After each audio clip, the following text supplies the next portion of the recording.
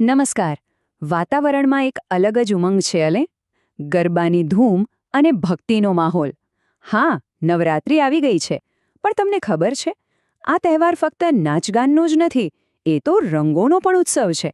તો ચાલો આજે આપણે નવરાત્રિના દરેક દિવસ સાથે જોડાયેલા એક ખાસ રંગો અને એની પાછળ છુપાયેલા ઊંડા અર્થને જાણીએ. દર વર્ષે નવરાત્રિ આવે એટલે આપણા બધાના મનમાં એક જ સવાલ હોય, અરે આજે કયો રંગ પહેરવાનો છે? પણ આપણે ક્યારેય અટકીને વિચાર્યું છે કે આ રંગોનું આટલું મહત્વ કેમ છે? એની પાછળની વાત શું છે? તો ચાલો આજે આપણે સાથે મળીને આ રંગોની આખી પરંપરાને સમજીએ. તો નવરાત્રિની શરૂઆત થાય છે મા શક્તિના પહેલા 3 સ્વરૂપોની પૂજા સાથે. અને આ પહેલા 3 દિવસોના રંગો છે ને, એ આપણને દેવીના અલગ અલગ સ્વભાવની ઓળખ કરાવે છે. જુઓ, પહેલો દિવસ છે માતા શૈલપુત્રીનો. શૈલ એટલે પર્વત, એટલે કે પર્વતરાજ હિમાલયની દીકરી, એટલે જ એમનો રંગ છે સફેદ, એકદમ શુદ્ધ, પવિત્ર, જે પ્રકૃતિ સાથેના એમના જોડાણને બતાવે છે. પછી બીજા દિવસે આવે છે માતા બ્રહ્મચારિણી, જે તપ અને જ્ઞાનનું સ્વરૂપ છે. એમનો રંગ છે લાલ, જે ઉત્સાહ અને શક્તિનું પ્રતીક છે. અને ત્રીજા દિવસે આપણે પૂજા કરીએ છીએ માતા ચંદ્રઘંટાની. એમના નામ પ્રમાણે જ એમના મસ્તક પર ચંદ્ર શોભે છે. એમનો રોયલ બ્લુ રંગ શાંતિ અને હિંમત, આ બંનેનું એક અદ્ભુત મિશ્રણ છે. સારું, તો પહેલા 3 દિવસમાં આપણે દેવીના શાંત અને તપસ્વી સ્વરૂપને જોયા. હવે આપણે નવરાત્રિના મધ્ય ભાગમાં આવી ગયા છીએ, જ્યાં આપણને માતાના માતૃત્વ અને એમના શક્તિશાળી રૂપના દર્શન થશે. ચોથો દિવસ છે માતા કુષ્માંડાનો. એવું કહેવાય છે કે એમના મંદ હાસ્યથી જ આખા બ્રહ્માંડનું સર્જન થયું. અને એટલે જ એમનો રંગ છે પીળો, જે સૂરજની જેમ તેજ અને ઊર્જા આપે છે.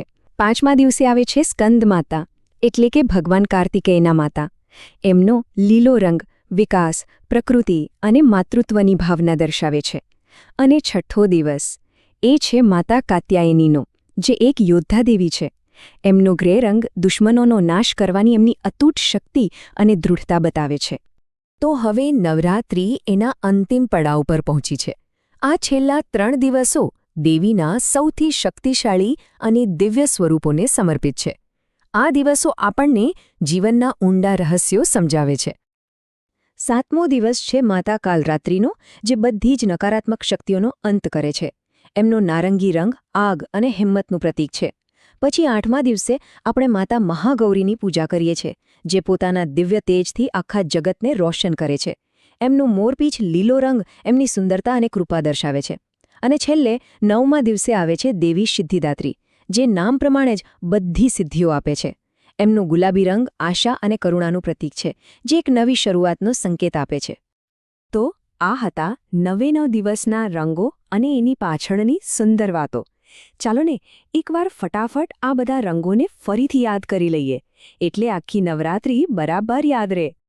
તો જુઓ, પહેલો દિવસ સફેદ, બીજો લાલ, ત્રીજો રોયલ બ્લુ, પછી ચોથો દિવસ પીળો, 5મો લીલો, 6થો ગ્રે, 7મો દિવસ નારંગી, 8મો મોરપીંછ લીલો અને 9મો દિવસ ગુલાબી.